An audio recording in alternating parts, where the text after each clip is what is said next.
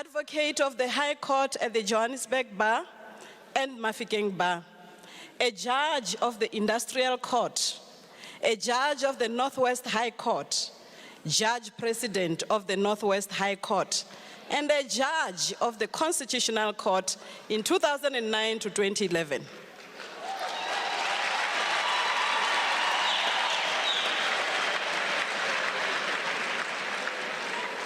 In September 2011, Justice Mogoeng was appointed to the high office of Chief Justice of the Republic of South Africa. Mr. Vice Chancellor, the degree of Doctors of Laws, LLD, honoris causa, is being conferred on Chief Justice Mogoeng, first and foremost for his outstanding vision on the independent, efficient, transformed judiciary that delivers quality justice to all without fear or favor or prejudice, in accordance with the values of the Constitution. To the vast majority of the indigenous people in our surrounding communities, access to justice remains a pipe dream for the simple reason that they cannot afford the services of lawyers. You'll agree with me on this. It is also common cause that the wheels of justice are slow and expensive.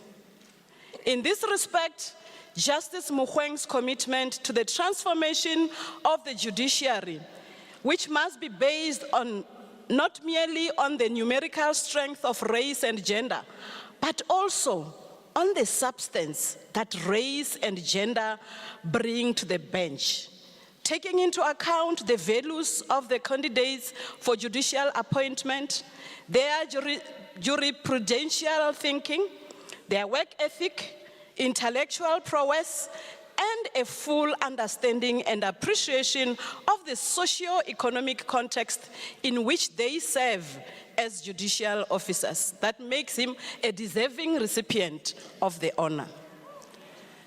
Mr. Chancellor, in addition, Justice Mogoeng's commitment to an empowered and adequately resourced judiciary through continuing education and training of judicial officers, improved case flow management, reduced backlogs, and inordinate delays in trials management and judgment writing. This seeks to address the old adage that justice delayed is justice denied. In addition, his commitment to increasing the pool of candidates available for appointment to the bench is yet another innovative way of demystifying the judicial edifice and making the courts more relevant and responsive to constitutional democracy. Mr. Chancellor, at regional office, the Chief Justice has played a very important role in strengthening judicial independence through Southern Africa Chief Justice Forum. He has served as a chairperson of the Forum's Committee on Strategic Planning and Implementation. Further, he is one of the vice presidents of the Conference of Constitutional Jurisdictions of South Africa. Finally, Chief Justice Mogoeng has had a long-standing relationship with the Faculty of Law at the Mahikeng campus of the Northwest University. He was a part-time lecturer in criminal law and criminal procedure from 1992 to 1993. As a judge and a judge president of the Northwest Province High Court, Justice Mogoeng has served as a guest speaker, a mentor, and a presiding judge over our annual dinners, the moot courts, and mock trial competitions. Almost without exception, he has always implored our learners to emulate him as one who come from very humble beginnings to rise to the high office of Judge President and now Chief Justice. In his interactions with our students, he has always imparted the values of hard work, responsibility, professionalism, and exemplary conduct in their studies and professional development. Mr. Vice Chancellor, sir, I now present Chief Justice Mogoeng Mogoeng for an honorary doctoral degrees of law.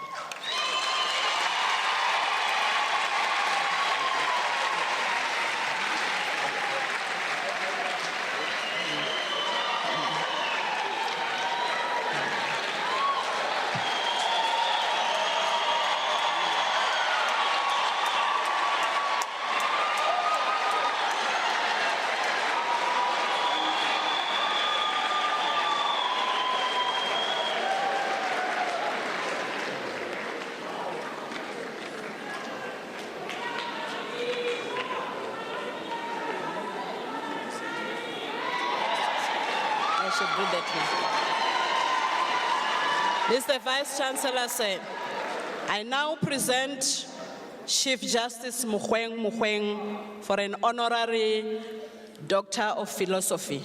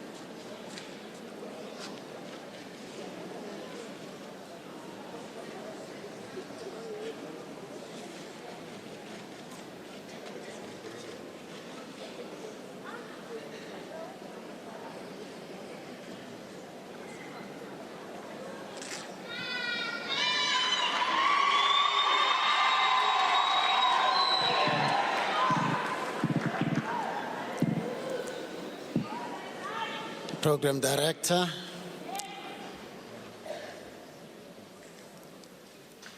servants of God in the house,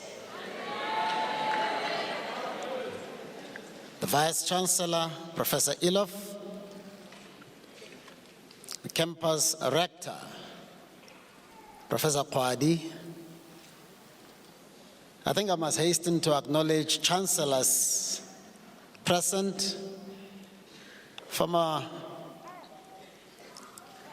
Judge President of the North and South Gauteng High Court and Vice President of the African People and Human Rights Court and Chancellor of the University of South Africa, Mr. Justice Mwepe, the President of the Supreme Court of Appeal, also Chancellor of Rhodes University,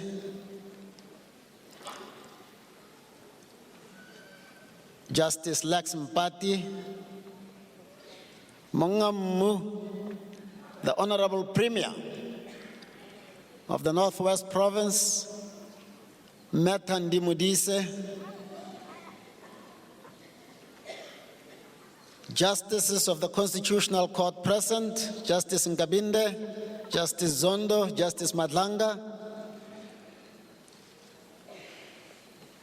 judicial colleagues at a leadership level present, Judge President Monica Leo, and Judges President Mlambo, Wagley, Patel.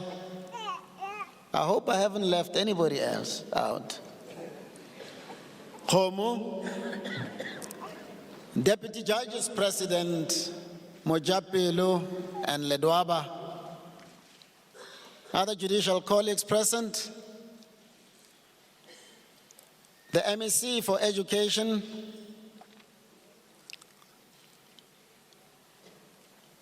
the Executive Dean for the Faculty of Law, Professor Mbao, after all the hard work. The Dean for the Faculty of Education, and I dare not forget my pastor, Professor Oduaran, Memukolo Semani Molotleche, the Queen Mother of the Royal Bafokeng Nation,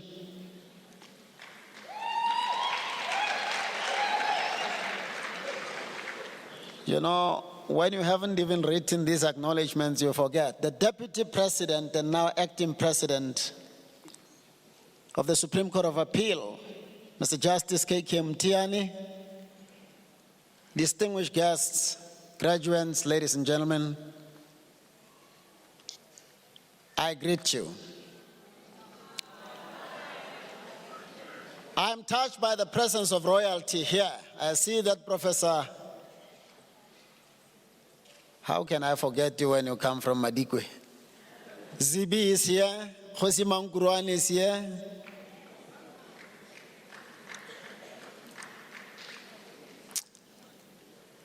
But even those who stood by me when it was extremely difficult to want to associate with me,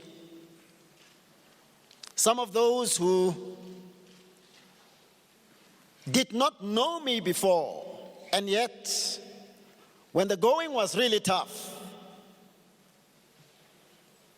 they proudly sought me out and said, "Can we pray with you?" Both before I was interviewed, after, up until now. I know you're not the only ones, but you deserve a special recognition. Teresa, Ben, would you stand here up? Who comes here?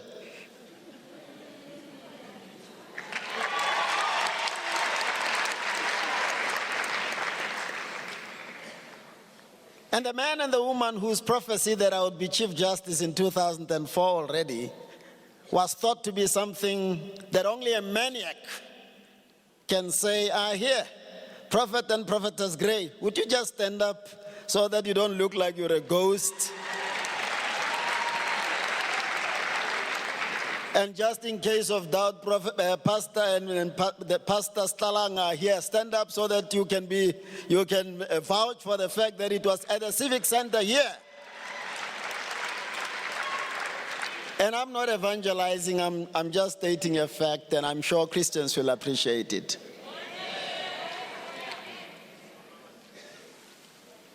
Professor Kwadi, I deeply appreciate the critical role you have played in ensuring that we get to where we are right now. And I also have to express my indebtedness to Professor Mbao for having made it happen. What he probably never told you is that I told him that I really wanted to study law here. Unfortunately, there was no accommodation available to me. And I also approached him with a view to pursuing PhD while I was a judge president here. For some reason that he never explained, he did not allow me.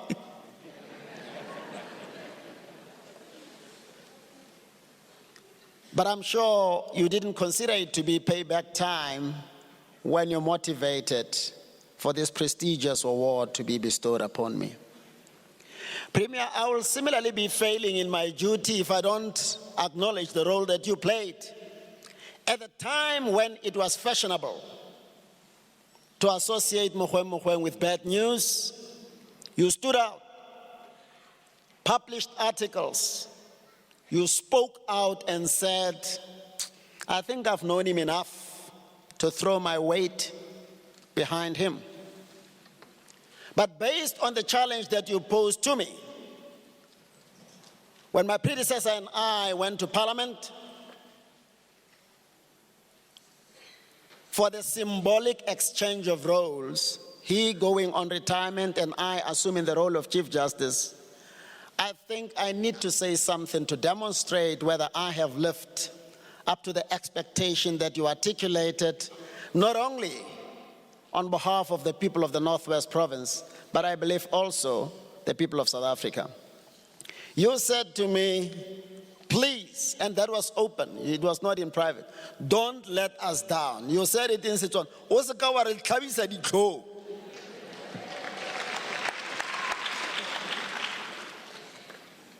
It is important, therefore, in view of the negativity that surrounded my appointment and seems to be a bit stubborn, to indicate whether or not the constitutional mandate that rests on my shoulders has been discharged, and if so, to what extent. I had occasion to go through the promises that I made during the course of my interview, and it was only this morning that I did. I never went back to the transcript ever since I was interviewed to find out what is it that I promised South Africa, and have I lived up to the expectation that I've given rise to? Because when something is in the heart, you really don't need to be checking as if it was something that was designed to facilitate your appointment. And I discovered that one of the things that I promised the nation was to make sure that transformation happens. And some details were sought from me, and I indicated the need to transform the legal profession with a view to ensuring that work is somewhat evenly distributed among whites, black people, and both black and white women, because of our history that was skewed in favor of white male practitioners. I was humbled because there is the one responsibility among many that I have pursued with everything within my heart. I've spoken to the president about it. I've spoken to cabinet ministers about it. I've spoken to Parliament about it. I have spoken openly about it. And I'm humbled to say that the plea for an equitable distribution of the work, the quality work, without which you cannot develop into a good enough lawyer to be appointed to high judicial office at the level of the High Court and beyond, is beginning to be distributed somewhat evenly, although we still have a long way to go.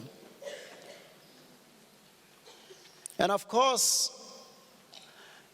the other avenue that I alluded to was training aspirant judges. And that can only be easily done through the South African Judicial Education Institute. When I assumed office, that structure had been in place for some 2.5 years. And because I had promised from the heart during my interview that judicial education will happen, within 5 months of assuming office, that structure was operational. I remember the former Deputy Minister for Justice, Andries Snell, who was a member of the Council of the South African Judicial Education Institute, at the last meeting, when Dr. Mogoeng here was briefing everybody about the good work that the Institute has done, he said, wow, but why don't you publish these things? Because people think that you're not doing anything, and yet there is so much more that you have done. That, because of time constraints, I think it's enough just to say, in any constitutional democracy that hopes to deliver quality justice to its people, to all its people, expeditiously, judicial education is a must, not only for aspirant judges, but also for the purpose of orientating newly appointed judges and for ongoing education for those who have been in the judiciary for many years. So it is there. We have delivered in that respect. I also noticed that court efficiency is one of the issues that I undertook to pay special attention to, because talk to any South African who has been to court, even members of the media, they will tell you that cases tend to take a bit too long to be finalized. It then becomes our responsibility, particularly at the leadership level, to do something about it.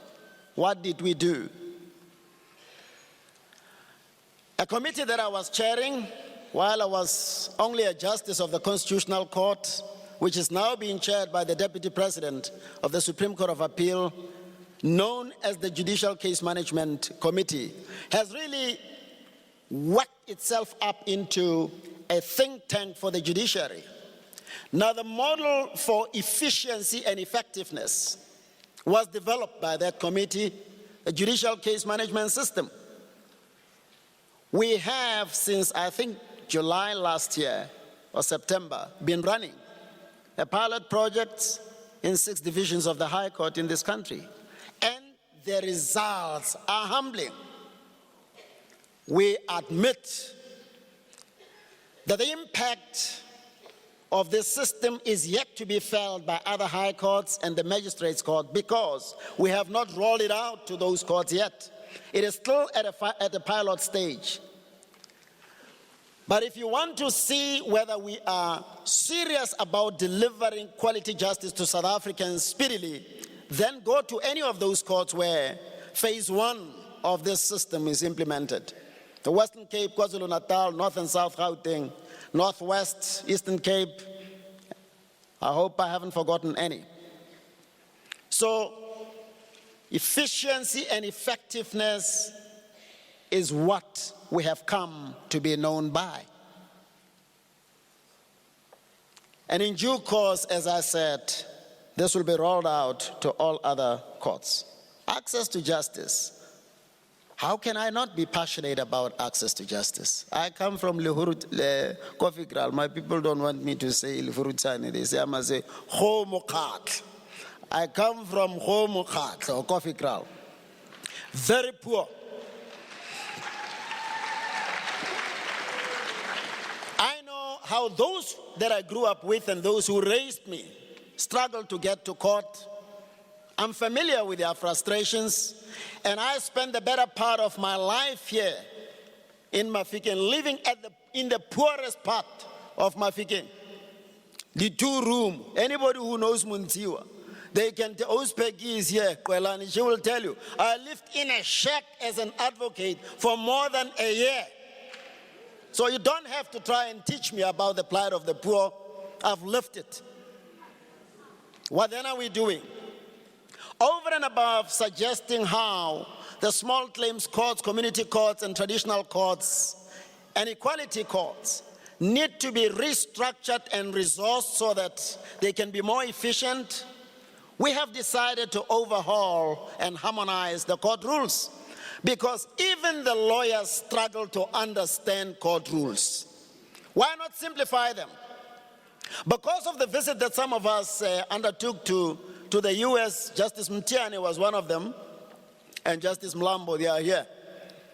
We realized that when the rules of court are simplified, you really don't have to be legally qualified to prepare your case properly and win it.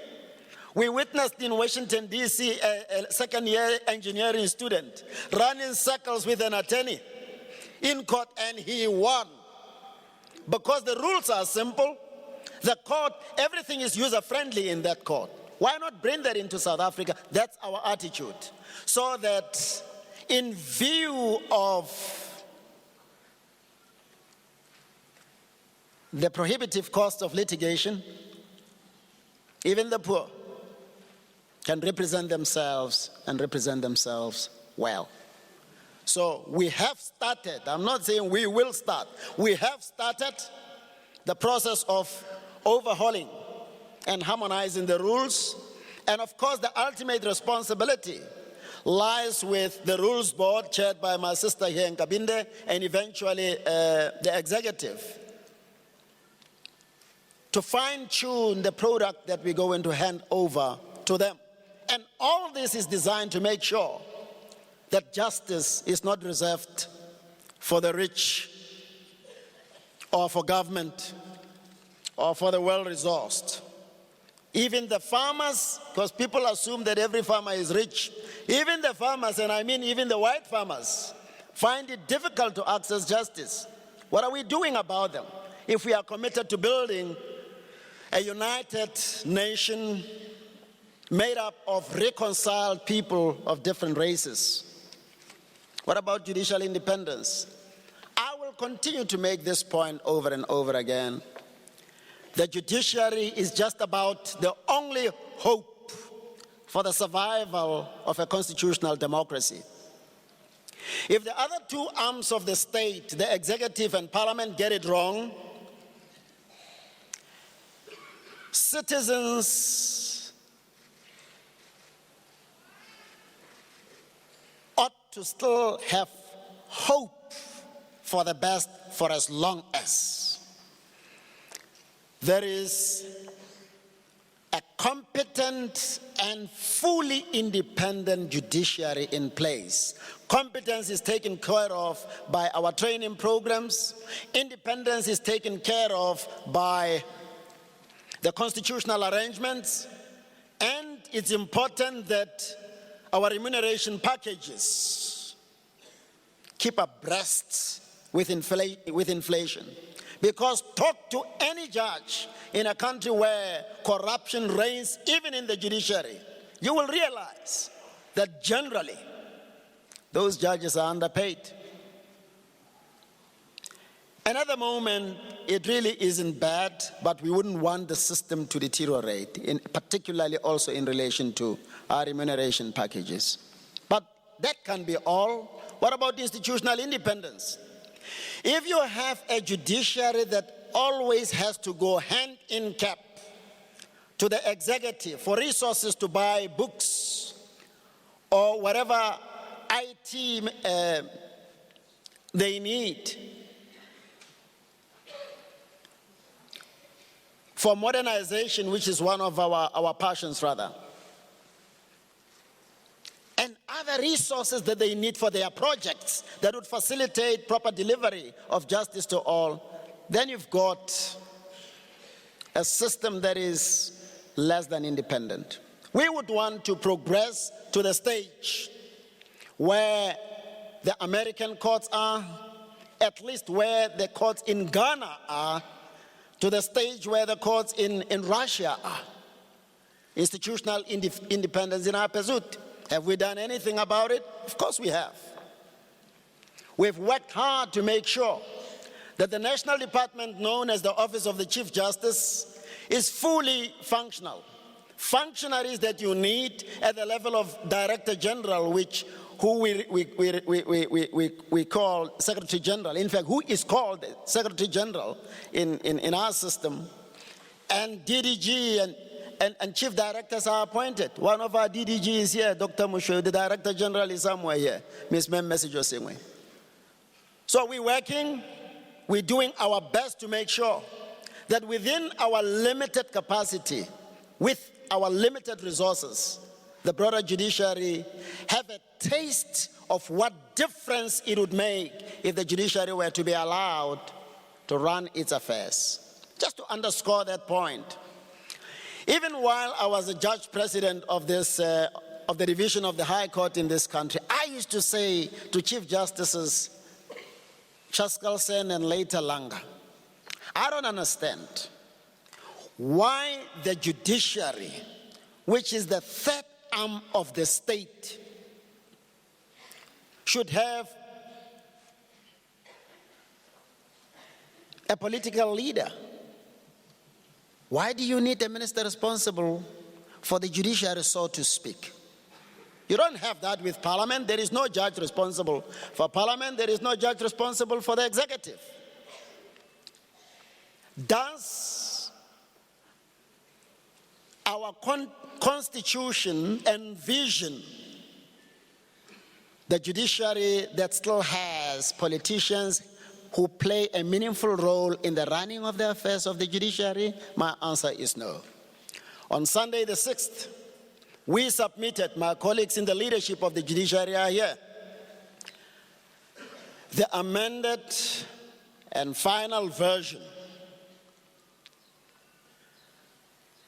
of our proposals on the ideal judiciary-led court administration system.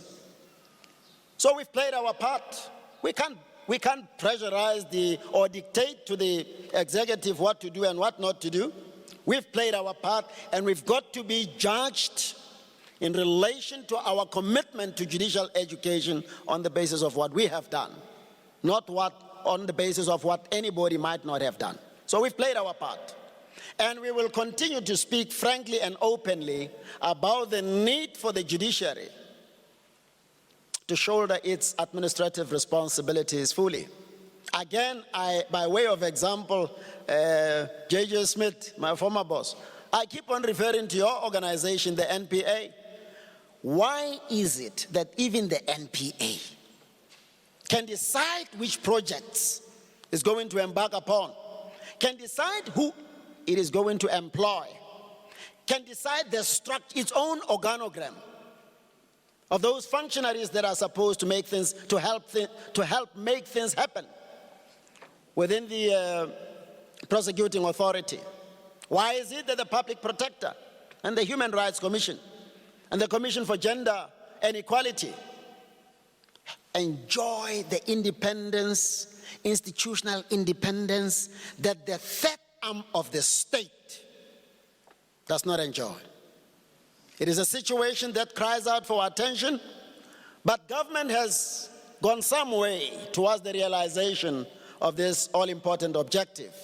On the 23rd of August this year, the 17th Constitution Amendment Act was put into operation, and so was the Superior Courts Act. Those pieces of legislation are critical to the delivery of quality justice to our people, and also to ensuring that there is true institutional independence in the judiciary. Mr. Vice Chancellor, I apologize for taking a bit longer than you have permitted me. Let me just try and conclude. There is a need, of course, to unify the judiciary in this country, which, as you know, runs all the way from the Constitutional Court to the lowest court that you have in this country. What have we done? I meet regularly with the Magistrates Commission. The chairperson is here, Judge Lokhodi. I've addressed the Magistrates Commission at least once. And I meet with the leadership of the magistrates quite regularly. We had a meeting, was it on the 5th, Saturday the 5th of this month, to say, how do we make sure that the judicial structures are properly aligned, that we all perform better as the judiciary? Because if a court sitting in Sidila Mulomo on a periodical basis doesn't give justice to those people in the rural area, people will say, no, Mogoeng is failing. He's not performing. He's not delivering justice to the people. What then are we supposed to do?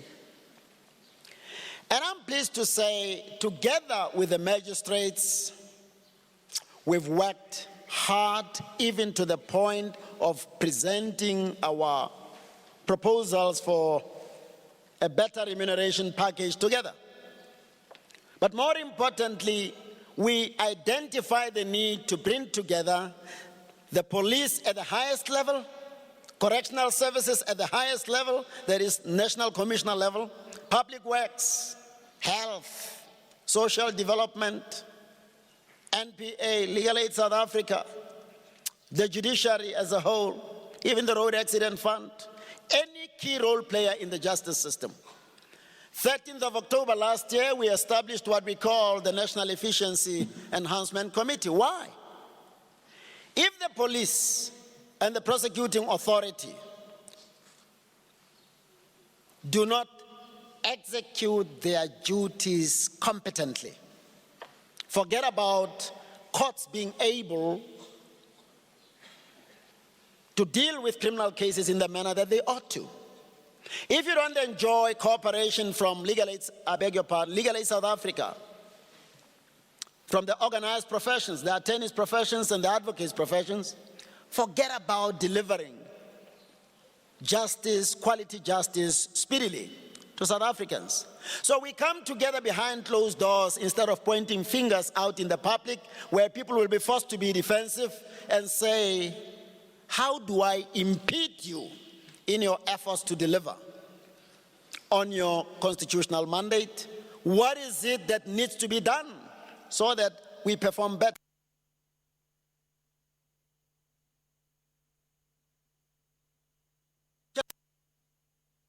Doing the improve service delivery in the justice cluster, but never at a national level.